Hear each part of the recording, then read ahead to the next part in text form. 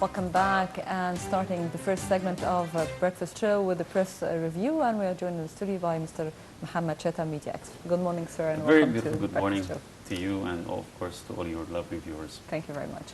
And now we're going to start with the newspapers. First, to start with الأخبار. أخبار اليوم newspaper, where we read President Abdel Fattah al-Sisi has extended a state of emergency in designated areas of the North Sinai Governorate for 3 more months starting the 31st of October. The presidential decree that was published on the official gazette also imposed curfew on some of the region. This comes days after a terror attack that targeted a police checkpoint in El Arish, leaving 12 killed and 7 injured. What's your comment on this subject? Of course, this is a very natural reaction to what happened. Of course, I would like to send my sincerest condolences also to the families of the victims from the armed forces. Of course, this is a very tragic incident again, and it shows that we need to combat terrorism on all different levels, not only inside Egypt but also outside Egypt, because it is very obvious that all the tensions we have in the region, in the area of Mosul, in the area of Halab, this is all a very convenient environment for breeding such kind of terrorists group, and hopefully all the different nations like Russia, the United States, Turkey, Iran, Saudi Arabia, Syria, that they all, and Iraq of course, that they finally notice that it's about time really to sit on one table and get rid of this problem. Okay.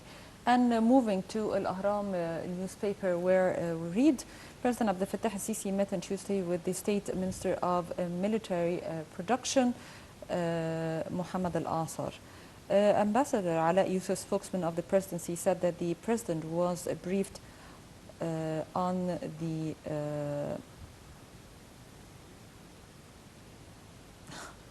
the efforts exerted to develop the Ministry of Military Production to maintain its pivotal role in upgrading the military hardware to supply needs of the armed forces. And also, what's your comment on this item? Well, actually, I always prefer the free markets, and I think the governments should not be involved in creating companies or being the supplier for example, military productions. This is not the case in most of the countries worldwide. But nevertheless, we have a unique and a special situation in Egypt right now. Of course, you and most of our viewers or the people living in Egypt notice that the prices have increased dramatically and without any valid reason over the past year and a half maybe, or something like this. And yeah, some product prices even doubled, and some of them even tripled without having any reason for doing that. And it's mainly because of the greed of most of the importers in Egypt and most of the wholesalers in Egypt as well. So I think in some cases maybe it would make sense for a certain phase, for a certain period of time, for the military to enter in producing some products or providing some supplies, like it's happening right now, for example, in many sectors. Of course, regarding the military production, this is something more specific, and it's a little bit different than the normal products, like for example the dairy products or the automotive sector, for example. I think allow me to go back to the automotive sector, because we used to have a state-owned car company here in Egypt. It was called Nasr Company, yeah, and they used to have at that time products which were not actually for that phase, and unfortunately we were not able. This company was not able to compete with the other foreign brands which entered the Egyptian market in the 80s and 90s. Nevertheless, I think it's quite useful to do like Algeria, for example, is doing. Algeria, they have a French car manufacturer who opened a factory in Algeria recently. although he already has a factory just next to it in Morocco. And the government has a shareholder value of 51% of this company. I think this is something which the Egyptian government should also take into consideration, because we need to really create an automotive industry, because what we have currently is not an automotive industry. This is, I personally call it a rip-off industry to rip off the Egyptian consumer. Because, for example, if you have a car which has only 50 or 60% of the quality of the same car assembled, for example, in Germany or in Korea, for example, or in the United States, and at the same time it has double the price which the German or the American or the Korean consumer would pay in his home country, then this is a typical example for rip-off of the Egyptian consumer and the taxpayers. So I think it's for a certain period, maybe for 5-10 years, it's quite useful for the sake of the Egyptian taxpayer and the consumer, that the armed forces or that the government would enter in such projects, and in order to recreate the balance between the value, the money the Egyptian consumer pays and the value he gets. And of course this is also because of I think the Egyptian media, both the private media as well as the state-owned public media, they were not really very active during the past few years in raising the awareness of people about what they should ask for, what is their rights, to, what they should have, and what kind of quality requests they should have. And I think it's really about time that the Egyptian consumer really notice that that he is paying so much more than any other consumer worldwide for the same products with the less quality. Okay, and moving to Al Ahram newspaper, where we read the military said that 6 militants have been killed in the recent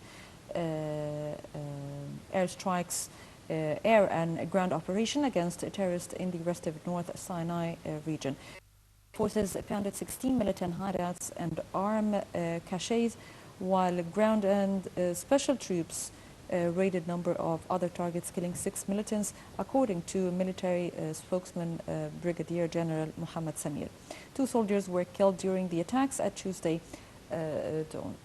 Okay, we found that the army is killing, of course, the militants and launching strikes, air strikes against them, and also ground attacks, but still the militants are developing themselves. They use different techniques and different attack each time, and the lives are taken a number. We have 12, 15, and every time we have a certain number of soldiers are killed, of course, and a number of people are killed there. Actually, any military expert would explain now that this is a asymmetric war between a government and some terrorist groups, some small terrorist groups actually. So for them, they're much more flexible. For them, it's much easier to create an attack and kill as many people as possible than, for example, if you're dealing with a complete army, like for example, a government army. We've seen this not only in Egypt, for example, we've seen this also in Germany and in France recently, that just one single attacker was able to kill, for example, 74 or 76 people in the Nice attack, for example, or kill 1 or 2 people in Germany without any big effort. So of course it's a very complicated situation for the armed forces on the Sinai. What is more depressing is actually that lots of the media in Egypt are not really explaining to the people what's going on in Egypt, because we are in a very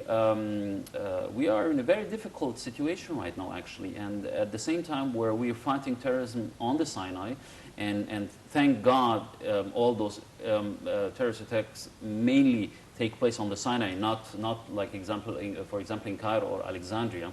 There's still lots of people who are trying to criticize the government in many ways. Of course, the government has to be criticized in many things. I've been criticizing, for example, the Ministry of Industry several times here on Nile TV as well. because there are some mistakes being done by several ministers. And I just read an article last week in El Watan newspaper actually attacking the Ministry of Industry and the minister himself because of the so-called automotive strategy. And one of the experts said that the local investors and some small ministry officials are actually making the foreign investors and the serious investors run away from Egypt. They make them, they get them so fed up to the extent that they really stop investing in Egypt. And this is a very dangerous trend, actually. So the problem is that we have so many silly and useless programs, TV programs on television, on radio. They're not really raising the awareness of the people about what's really going on here in Egypt. You cannot build a country in 2 or 3 or 4 years. I mean, just look at what happened in Japan, for example, after the World War, or in Germany, for example. It took them decades to build up their country and to reach what they have reached now. And many people in Egypt are expecting that the country within 5 years, like Cairo becomes downtown Vienna or downtown Geneva, for example. This is impossible. So no, of course, people are ready to wait, but they need to see hope. Like I said, I myself am criticizing the government. There are some mistakes being done by the government. I think President Al-Sisi should do a cabinet reshuffle very soon. Of course, he cannot do a reshuffle every 3 to 4 or 6 months when we see that one ministry, for example, is failing big time. At the same time, we've seen some achievements during the past 1.5 years, but it seems that the media in Egypt, both the public media as well as the state-owned media, were not really able to raise the awareness and educate and really show the clear picture of what has been going on over the past 2 years. Because if we enter, like some people are calling for another demonstration on the 11th of November, which, by the way, is also, I think, the state visit of the Russian President Putin to Egypt. I think if we enter into a new dilemma and a new standstill of the economy and everything else due to some of these demonstrations, I think the Egyptian economy will not really recover. We always keep being in the same vicious circle. Every 3 to 4 months we have a new date and we have a new event, and everybody gets excited for this event, and everyone starts talking about it, and they stop being productive and they stop working and just talking about some event which is supposed to take place. Moving to Al Ahram online, where Egypt and the United Kingdom has concluded on a naval exercise in Alexandria as a part of the two countries' water defense partnership, according to a statement by the UK Embassy in Cairo. The UK flagship arrived in Alexandria on the 15th of October for the 2-day exercise, the first UK flagship to visit Alexandria in years. What's the importance of these exercises? What do they add? Well, that's a very good question, actually. Basically, they don't add much rather than just making the relationship between Egypt and the United Kingdom a little bit stronger. Nevertheless, if I was in the position of the Egyptian president or any other high-ranking Egyptian official, I would take this opportunity to talk with the UK officials and explain to them that it's really mainly because of them we have all this headache and all this trouble in the region. We have the problems in Libya, we have the problems in Syria, we have the problems in Iraq.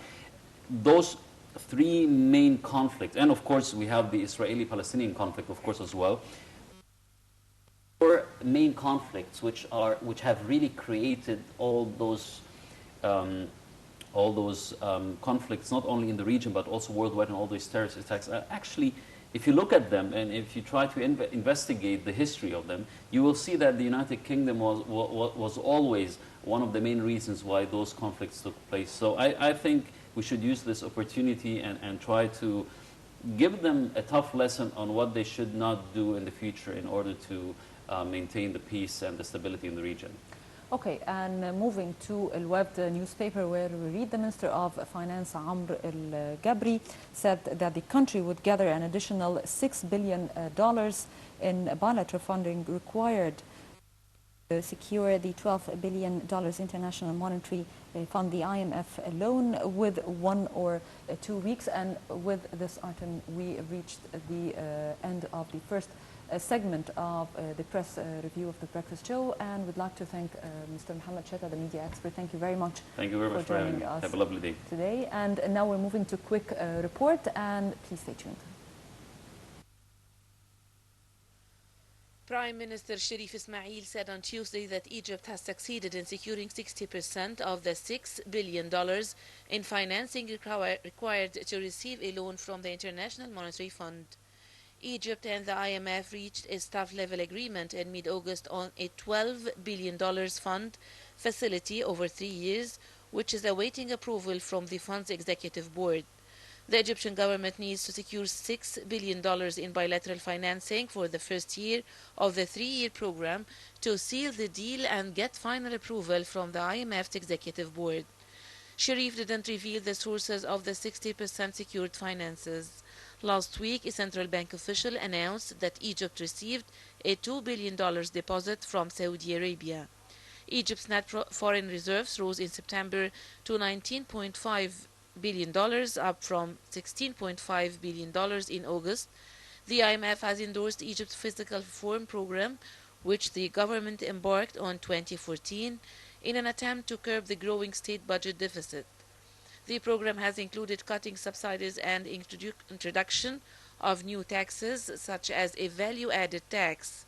IMF Director Christine Lagarde said in a press briefing earlier this month that there are several prior actions which need to be completed before the board can actually meet in order to formally approve the loan.